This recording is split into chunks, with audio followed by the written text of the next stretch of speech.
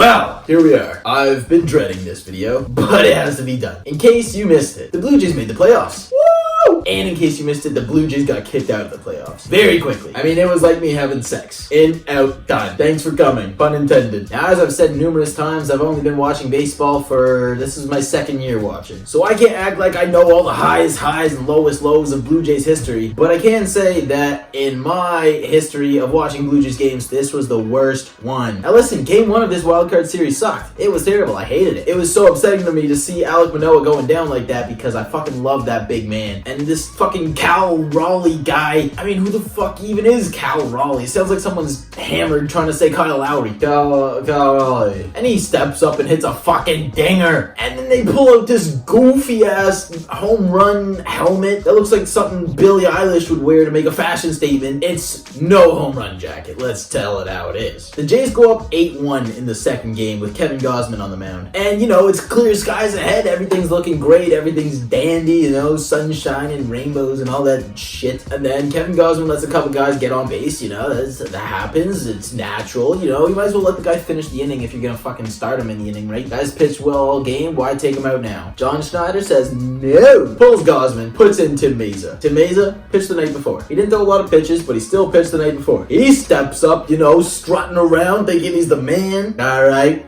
Someone's got to shut him down. It might as well be me. Throws a wild pitch and then throws an absolute fucking meatball right down the middle for another dinger. And before you know it, it's 8-5. You know, one thing leads to another. Everything's going fast. You don't even remember what's happening. Jordan Romano comes in the game, throws a pitch, and then some guy hits a blue single or double. Goes over Bo, goes in front of George. But Bo wants to make the play. And then running full tilt, and they kiss. No, Bo dives, George dives. Bo's arm hits George in the head. George gets a concussion, like a fucked up shoulder or something, or leg or ankle, I don't know. Bo is mostly fine, but he's still injured George, and the ball drops on top of all that. Long story short, the Mariners win the series. Now, anybody who's willing to do the research, unlike me, correct me if I'm wrong, but I've heard that this is the biggest lead given up by a home team in the postseason. Now, this may only apply to elimination games, or maybe not, I don't fucking know. But either way, not a good look for Toronto sports. I'm not a Leafs fan. And I'm so glad I'm not. But my God, the Jays are making it tough to be a Jays fan. Because that is some Maple Leafs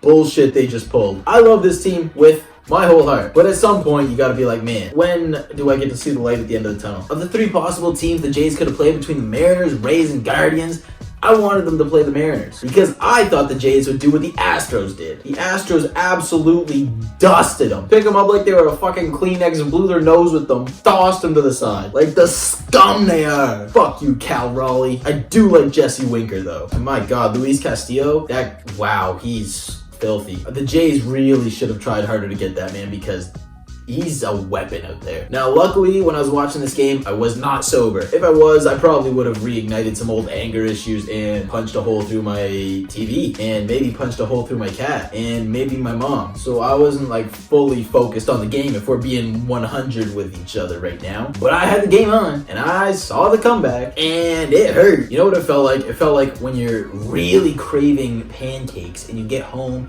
you start whipping up some pancakes and then you throw them on the pan, and then you start cooking them, and then you walk away, then you come back, and your whole house is on fire. That's what it felt like. No pancakes, no house. Last year was the trailer, this year was the movie. The movie was fucking Titanic. There were some highs, there were some lows, it was dramatic, and then it ended terribly. I've never seen the Titanic, but one can assume. Luckily, as I'm recording this, it's the 18th of October, and the NBA season starts today, which means the Raptors get started tomorrow, and they get to start their championship run. But I must say congratulations to Yusei Kikuchi and Mitch White for completing your fucking mission. Their season-long mission to sabotage the Blue Jays season finally came to fruition in this disgusting mutilation of the Bluebirds. Absolute dumpster fire. And neither of them even had to throw a fucking pitch in this series. What a time to be alive. I guess that fucking guy on TikTok was right when he said the Mariners were gonna sweep the Jays. Sorry, Toronto fans. The Mariners are going to obliterate the Blue Jays in the wildcard round. I really thought that guy was a fucking idiot. He's so much smarter than I am. And I don't say that often. Cause listen,